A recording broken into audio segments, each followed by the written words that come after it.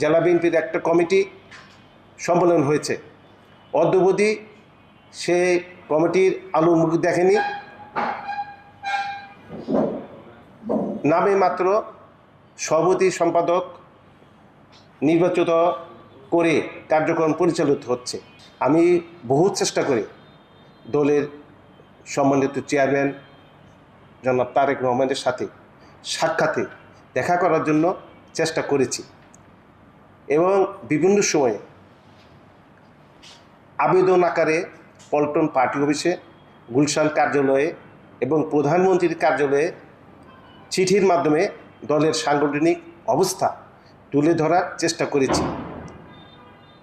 এবং দলের একজন তৃণমূল নেতা হিসেবে আপনাকে অনুরোধ করে বলতে চাই, দীর্ঘদিন যাবৎ কেন্দ্রীয় কমিটির সম্মেলন হচ্ছে না। বিভিন্ন জেলা ও উপজেলা কমিটির সম্মেলন পেতে রেখে কেবলমাত্র প্রেস রিলিজের মাধ্যমে দলের বিভিন্ন কার্যক্রম, কমিটি গঠন ও পদায়ন ব্যবস্থা চালু আছে, যে কারণে দল চরম ক্ষতিগ্রস্ত হচ্ছে। আমি টাঙ্গাইল জেলার বিএনপির রাজনীতির সাথে জড়িত। এই জেলায় গত প্রায় 4 বছর যাবৎ পূর্ণাঙ্গ জেলা বিএনপির একটা কমিটি সম্মেলন হয়েছে। অদ্যাবধি সে কমিটির আলো মুখ দেখেনি।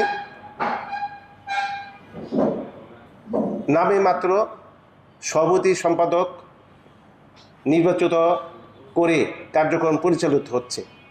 অত্যন্ত দুঃখের সহিত বলতে হয়, 2001-এ দীর্ঘদিন যাবৎ বিএনপি 3-4 জন মন্ত্রী থাকার পরেও টাঙ্গাইল জেলা বিএনপির কার্যালয় অনুষ্ঠিত হয় নাই।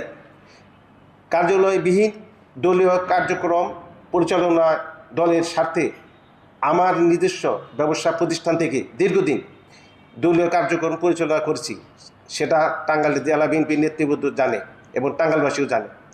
জেলা কমিটি না থাকায় অনেক নেতাকর্মী পদহীন অবস্থায় নিষ্ক্রিয় রয়েছে।